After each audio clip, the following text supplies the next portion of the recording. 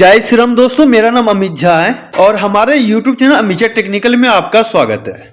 दोस्तों, आज हम बात करने वाले हैं जब आप लोग नौकरी छोड़ते हैं पीएफ और पेंशन के पैसा निकालने के चक्कर में, तो वहां पे बहुत लोग गलती कर देते हैं कि जिसके वजह से आपका जो पीएफ का पैसा है वो तो निकल जाता है, लेकिन आपका जो पेंशन है ना वो रुक जाता है, अटक जाता है, फिर वो पैसा नहीं निकाल पाते, परेशान हो जाते हैं। 90% लोग ये गलती करते हैं, नौकरी छोड़ने के बाद पीएफ और पेंशन दोनों पैसा अटक जाते हैं।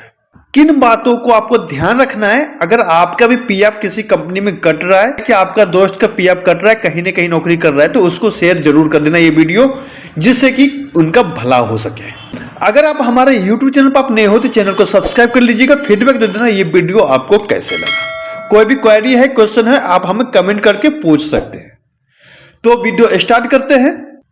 दोस्तों, याद रखना, सबसे पहले अगर आप लोग नौकरी करते हैं तो इन बातों का ध्यान रखने सबसे पहले कि जब आप नौकरी करते हैं तो अगर आप नौकरी करते करते अगर पैसा निकालना चाहते हैं कि कोई मजबूरी हो गया, जरूरत पड़ गया, ठीक है, तो उसके लिए क्या होता है, फॉर्म 31 जो है ना वो फॉर्म भरा जाता है। ठीक है, आपका केवाईसी सब कंप्लीट होना चाहिए। फॉर्म 31 आप भरेंगे, उससे क्या होगा कि आपका जो पैसा है जो कटा हुआ है उनमें से पैसा निकलेगा। ठीक है, कुछ परसेंट निकलता है, पूरा नहीं निकलेगा। ये चीजें कंपनी में काम करते करते, अगर आप सोच रहे कि मेरे को सारे पैसा चाहिए, एक साथ ही सारे पैसा, पेंशन वाले भी और हमारा जो कटा हुआ सारे पैसा हमें चाहिए, उसके लिए हमें क्या करना होगा? उसके लिए आपको याद रखना, सबसे पहले नौकरी छोड़ना पड़ेगा। ठीक है, नौकरी कब छोड़ना? तब देख लेना कि आप सारे पुराने जो जितना भी है कंपनी का पूरा पैसा आप अपने कंपनी में, प्रेजेंट कंपनी में ट्रांसफर कर लेना। ठीक है, जितना भी है हर वो चीज ट्रांसफर करने के बाद केवाईसी सब देख लेना कंप्लीट हो गया है। जब आप लगे कि हाँ अब मेरे को भरना चाहिए, फॉर्म भरना चाहिए, तब आप कंपनी छोड़ना। यानी कि पहले आपने छोड़ दिया, केवाईसी कंप्लीट नहीं है, आपका पैसा मतलब कि आपका टाइम बर्बाद होगा, ऐसा नहीं करना है आपको। ठीक है, ये चीज कंप्लीट, तब आप कंपनी छोड़ना। 2 महीने या 3 महीने कम से कम आपको कहीं काम करना नहीं है। ठीक है, अगर आप नौकरी छोड़ दिया, फिर किसी कंपनी में ज्वाइन कर लिया आपने, वहां पे पीएफ कटने लगा, फिर दिक्कत हो जाएगा, फिर फंस जाएगा, आपका पुराना पेंशन जो पैसा है वो फंस जाएगा। तो आपको नौकरी नहीं करना है, आपको 2 या 3 महीने कम से कम नौकरी नहीं करना है। आप पैसा पूरा निकालना चाहिए, घर में शादी है, कुछ भी है तो उसके लिए चाह रहे तो। ठीक है, अगर आप सोच रहे हैं यार 3 महीने यार बहुत मुश्किल है, नहीं कर सकते इतना, यार मजबूरी है, बहुत सारे प्रॉब्लम है, 3 महीने कैसे बैठ सकते हैं, ठीक है, उनके लिए भी बता दूं, उनको यह करना है कि ऐसा कंपनी देखना है कि जिस कंपनी में पीएफ नहीं कटता हो। उनसे पहले ही बात कर लेना कि जब आप बात करते हैं कि सैलरी कितना है, ऑफिस का टाइम क्या है, हर वो चीज पूछते हैं ना, कब सैलरी मिलता है, तो उसी टाइम में ये भी बात कर लेना कि मेरे को, अगर आपके यहाँ पीएफ कटना था, मेरे को पीएफ नहीं कटवाना है, जो भी रीजन है मेरा पर्सनल रीजन है। ठीक है, अपने बात कर लेना उस हिसाब से। अगर फिर काम करो कंपनी में, कोई दिक्कत नहीं, लेकिन पीएफ नहीं कटना चाहिए आपका। ठीक है, अगर ऐसा कंपनी मिल रहा है तो फिर आप काम कर लो, कोई दिक्कत नहीं, ये याद रखना। अगर नहीं, ऐसा नहीं मिल रहा है, फिर आप गांव में जाओ, घूमो फिरो, मौज करो, 2 महीना 3 महीना कम से कम आपको टाइम देना पड़ेगा। सारे पैसा निकलवाना चाहेंगे तो फॉर्म 19 और 10C दोनों एक साथ भरा जाता है।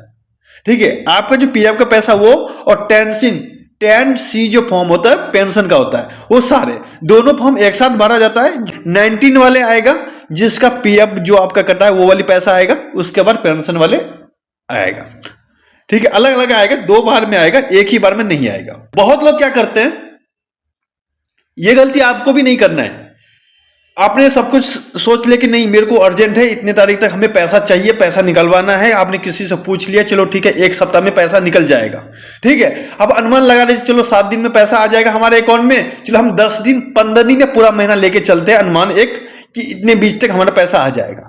लेकिन आप लोगों को क्या होता है कि ना केवाईसी होता है ना कुछ होता है, और आप क्या करते हैं कि जिस कंपनी का पेंशन बना रहता है, 10 साल 5 साल 6 साल या 2 साल आपने काम किया होता है, तो फिर क्या करते हैं, नौकरी छोड़ के आप दूसरे कंपनी ज्वाइन कर लेते हैं, इसका पेंशन बर्बाद हो जाता है। ठीक है, अब जिस कंपनी में नया जाएंगे उसका पेंशन फिर निकलेगा, वहां पे जो पेंशन बनेगा वहां से फिर निकलेगा, क्योंकि पुराने कंपनी के सारे पैसा इसमें ट्रांसफर करना होगा, उसके बाद निकलेगा, पेंशन ट्रांसफर नहीं होगा। अगर आप पेंशन ट्रांसफर करेंगे, पेंशन ट्रांसफर नहीं, वो भूल जाएगा वो आपका। ये याद रखना, कंपनी छोड़ते हो तो फिर दोबारा ज्वाइन नहीं करना है अगर पैसा निकालना चाहोगे तो। ठीक है, ये चीज आपको ध्यान रखना है। और एक चीज अपडेट आया है 10D, गवर्नमेंट ने 10D का भी फॉर्म निकाला है, इसमें पहले नहीं था ये चीज। 10D में क्या होता है कि अगर आपका उम्र 55-60 साल हो गया है, आपने किसी कंपनी में 10 साल आपने दिया है, ठीक है, उस सिचुएशन में क्या होता है कि 10D फॉर्म भरा जाता है, जिसमें कि आपका जो पेंशन है हर महीने मंथली जो बांध दिया जाता है, उस हिसाब से मंथली आपके अकाउंट में पेमेंट आता रहता है। ये एक अपडेट किया है। और कोई भी क्वेरी है, क्वेश्चन है, आप हमें बता सकते हैं। और ये वीडियो अपने दोस्तों में शेयर कर दो, क्योंकि ये वाली वीडियो ऐसा कहीं नहीं मिलेगा, ऐसे कोई समझाएगा नहीं, क्योंकि 90% लोग ये गलती करते हैं। आप भी गलती किए होंगे, याद रखना। जो वीडियो देख रहे हो ना आप अभी, आप भी गलती किए होंगे, याद रखना। ठीक है, मिलते हैं नेक्स्ट वीडियो में। Bye bye.